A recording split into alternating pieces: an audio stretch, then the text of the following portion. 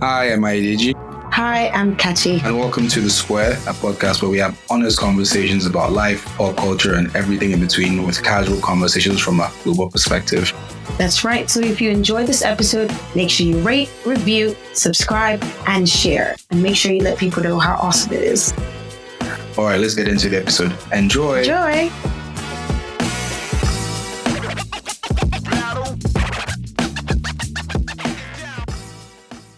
Hi guys, welcome back to another episode of The Square. It is your ever-present host, Ayodeji. I guess ever-present is crazy. And for once, I'm actually by myself, but you guys please bear with me. I will try not to make it too long. I just needed us to, continue to push, continue to encourage continuity, and just keep getting content out there. I think right now, one of the most important things to do is to be as consistent as possible. I know that you guys count on us for amazing content, which we always try to do. First things first, shout out to Kachi. It was her birthday the other day, big +1. Really excited about that.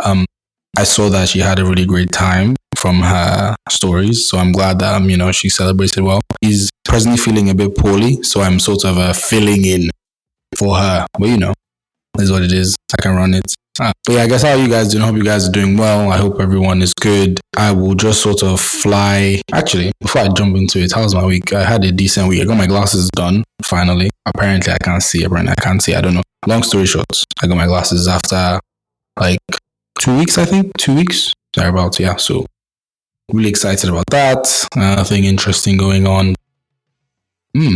Can I say this here? Actually, I can say this here. To be fair, if you know, you know. I'm touching Lagos for a bit.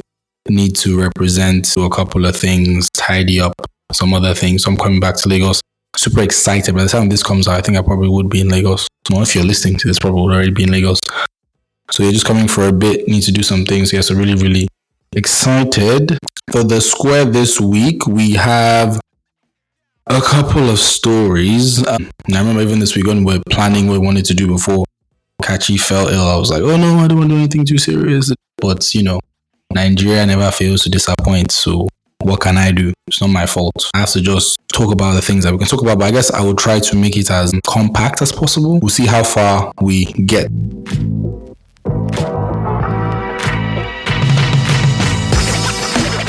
So the first story for the Central Square, the link is in the show notes. But I guess there was an incident in Edo State this week, right?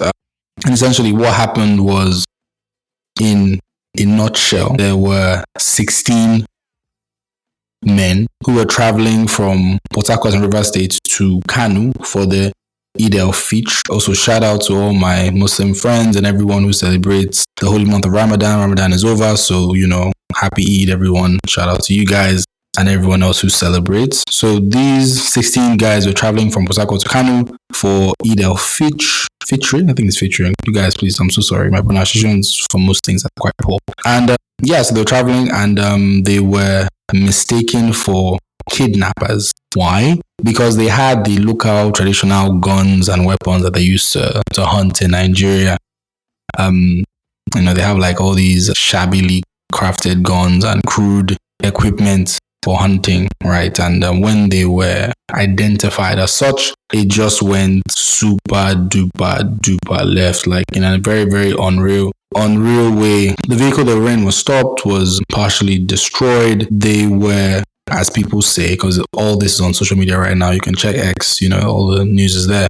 They were identified as, or mistakenly identified as, Fulani herdsmen, So again, the connotations behind that is quite severe, and unfortunately the 16 guys were essentially beaten and lynched, to set ablaze, and it just sort of escalated the already tense situation in Nigeria. A lot of people online were linking this incident to something that happened last year, where Deborah was killed in the northern region of Nigeria for essentially, apparently, allegedly, because I didn't see that video or whatever else that she was alleged to say, but they alleged that she blasphemed against Prophet Muhammad, and that was just sort of how things kicked off, and she was beaten and lynched.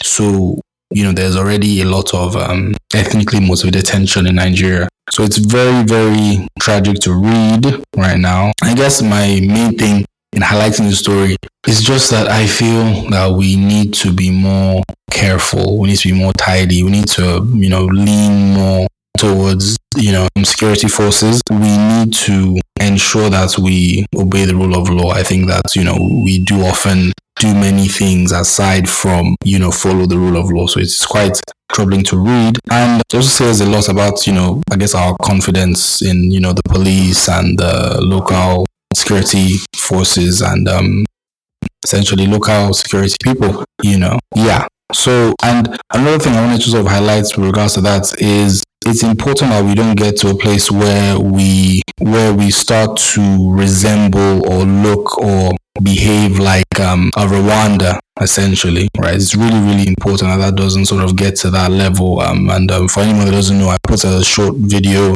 in the show notes, but it is what happened in Rwanda was in the 90s, there was a civil war between the majority tribe who were in power against the other minority tribes, and it was a bloody and terrible situation. Over, I think, 800,000 Rwandans died. At that time, that was about a tenth of the population. Over 250,000 women were raped and killed. Well, no, sorry, over 250,000 women were raped, right? So I want to be accurate with that. And it was just essentially a very, very ethnically motivated incident, and it was very, very difficult for the country to legislate one, and for the people to get past that, because the civil war, the genocide was in, I think, 94. It was carried over, I think, over 100 days, and it just sort of went. It was just a really, really terrible incident. So I think that we should just, learn the lessons from those incidents and not take matters into our own hands and not profile people based on what they sound like or how they look or whatever misconception that we may have, because whether or not those people that were killed were Fulani herdsmen or not, the point is that I don't think that people have the right to take laws into their own hands. There shouldn't be situations where, like, you hear that people are being killed. I think it's ridiculous. It's crazy. It shouldn't happen, but Nigeria is still a developing economy, so it is very, very troubling to hear. But hopefully we can learn from these situations and be better as a whole, I hope. And yeah, but that's the main story for the Central Square. I just wanted to highlight. I think that we just need to be more careful with how things come together.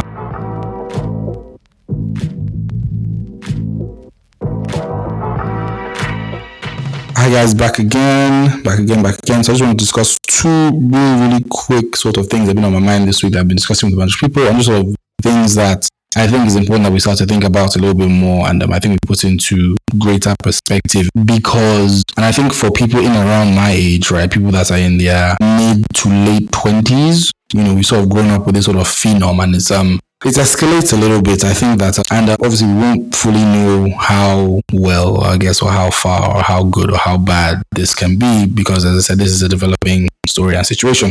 But I think that it's important to focus on the hidden costs of, in my opinion, social media. But I guess you can coin it as constant connection, right? I do think that, and this is my own personal opinion, I don't think that human beings were designed to connect and discuss and interact with so many people all the time, right? I just don't think that right now as a people we are optimized for that level of interconnection. And because of that, there is a lot of costs that come with it, right? I think that one of the greatest ills is your natural level of interconnection that it demands, right? Because at the end of the day, when you, for example, put something else on X, it goes viral. Every man and their dog wants to comment, wants to say something, wants to have an opinion on it. And, for good or for bad, it's their right. Everybody can say what they want to say. But when you're the focus of attention, or when you're on the receiving end of such communication, it can be overwhelming. When I say viral, I mean things that go far. And why are you getting conversations and interactions with people from all over the world, from Paris, from Australia, from Taiwan, Rwanda, literally anywhere, right? So I do think that it's something to sort of keep in mind, because as humans, we evolve to engage in close-knit communities, right? Like the way before social media, right? At least, and I don't want to sound all old, but when we're younger, social media was still up and coming. It wasn't really the primary way to connect and meet and even keep up with people. It just wasn't, right? You would go to people's houses, you would sit down with them, you would have a conversation with them, at the time, phone calls or rather telephones and GSM and all that kind of thing was they're up and running. So you give someone a call, but more often than not, it was always meet up and talk with people in person, right? That was just always sort of how it would go,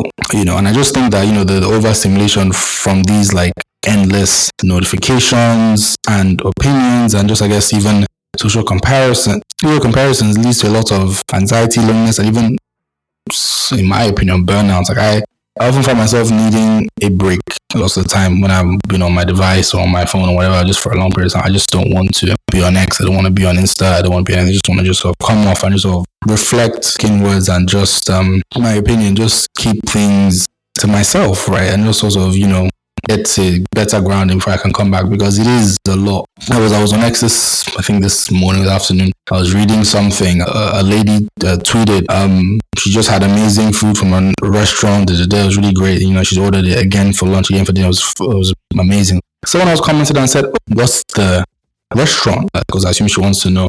Maybe she can just sort of, whether or not she wants to order from there or not. The conversation just goes left. And then just like, oh, go to hell. Like, why are you asking me questions? And like, another thing is that you don't even understand the mental state that people are in. And, you can often be on the receiving end of so many things when, in my opinion, you're just trying to ask a harmless question.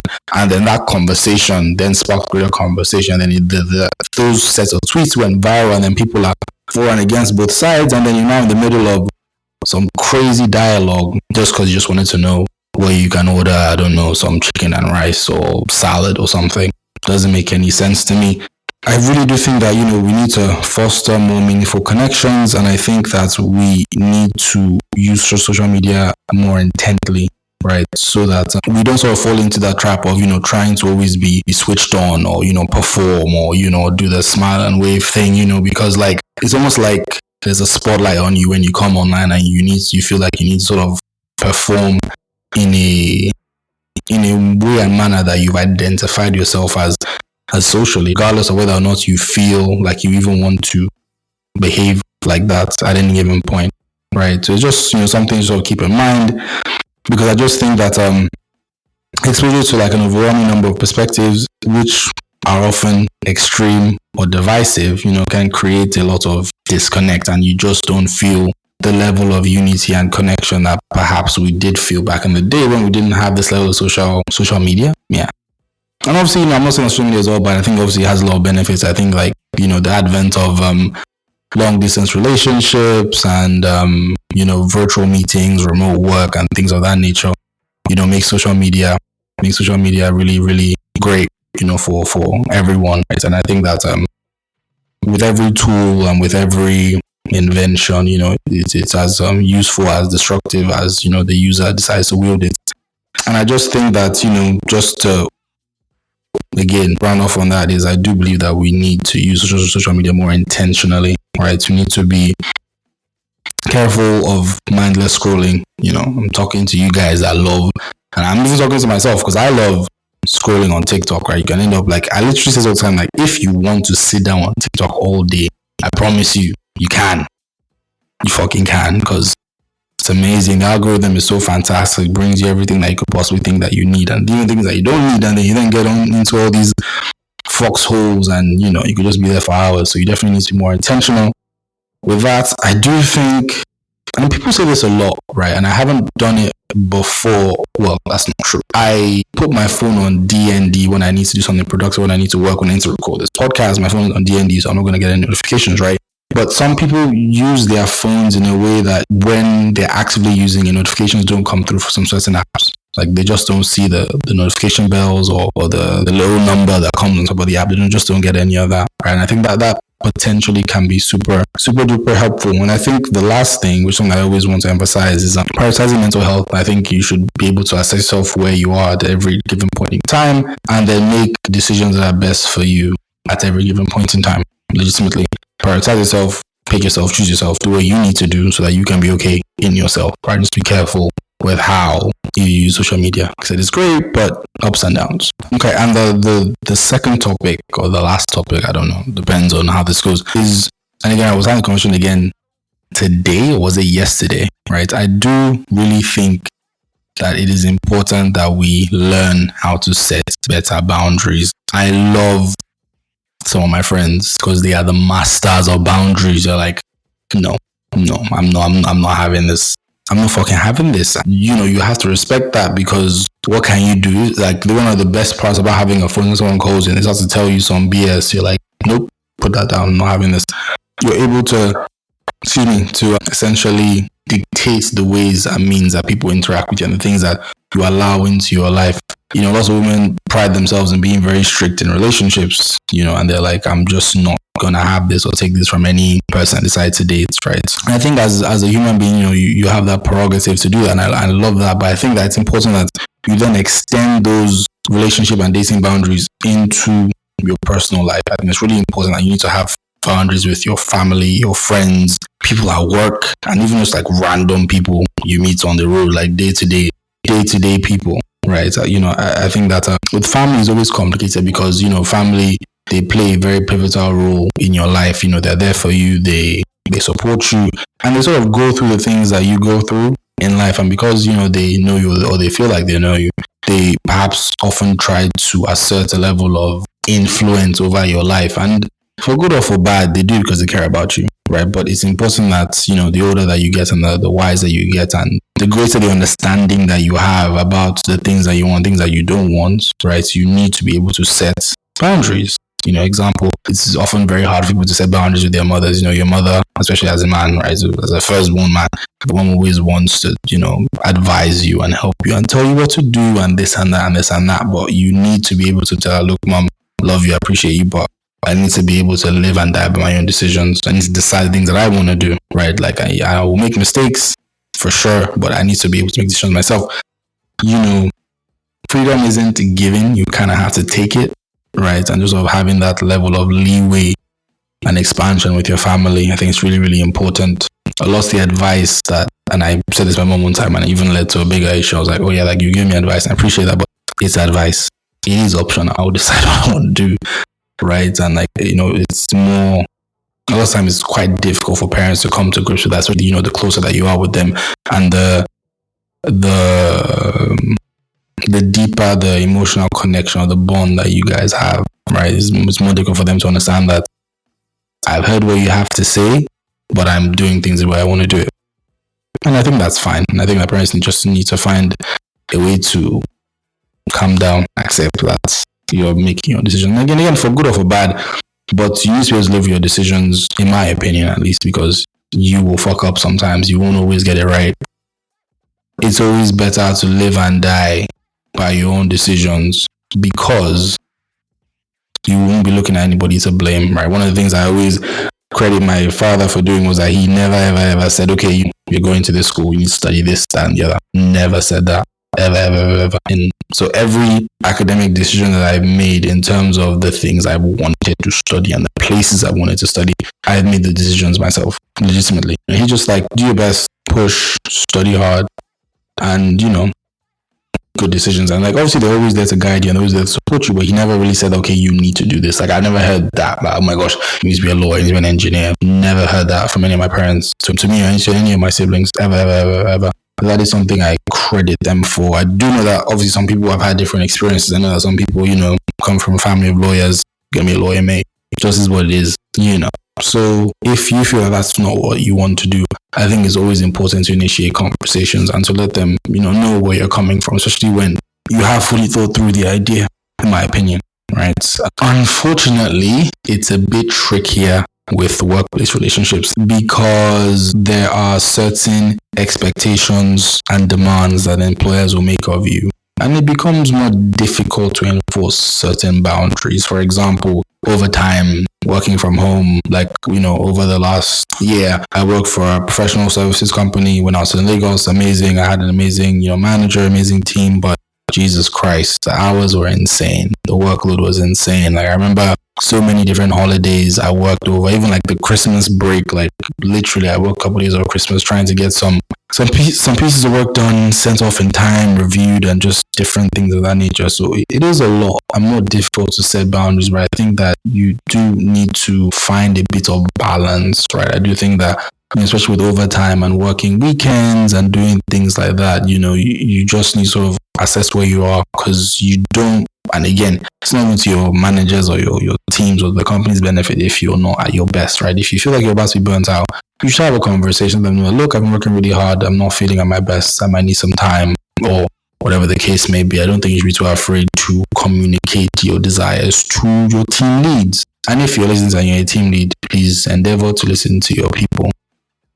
Right, I will just sort of give them the room and space to express their concerns and express whatever issues that you've had, because I've worked in places in my life where I've been a manager or the manager. I've had people under me, and I've always sort of made that very clear that please come to me. I don't have a monopoly of knowledge or experience. I come to you, let's have a conversation. Let's talk about even in on a more simple level, my relationships, like, there's always a level of, oh my gosh, man, you need to lead, and blah, blah, blah, blah. Separate issue, right? But as a leader, you should be open to feedback. You'll be open to conversation, right? So I think that when you want to assert boundaries at work, you need to communicate as much as possible and understand that at the end of the day, because it is work and because, they are paying you to do the work, regardless of how good or how bad the pay is, you still need to be able to set boundaries in those aspects of life, right? And obviously with everyday people, I think that setting boundaries, helps protect your personal space and your mental space. I think that without boundaries, people may feel like,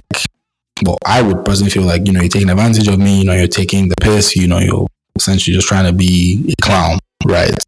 And that often leads to situations where disrespect comes in, right? You start to feel overwhelmed, and just a whole lot of rubbish happens when you don't assert your boundaries. And you do feel like shit when you feel like someone's railroading you or walking all over you because you haven't set boundaries. And I know it's tough because not everybody is as assertive as they would like to be. I do think I've met some really lovely, nice people who, how can I say this? I've met some people who sometimes would make it easy for you as an individual to be able to walk all over them. That sounds fucked up. So I'll try and take it back again.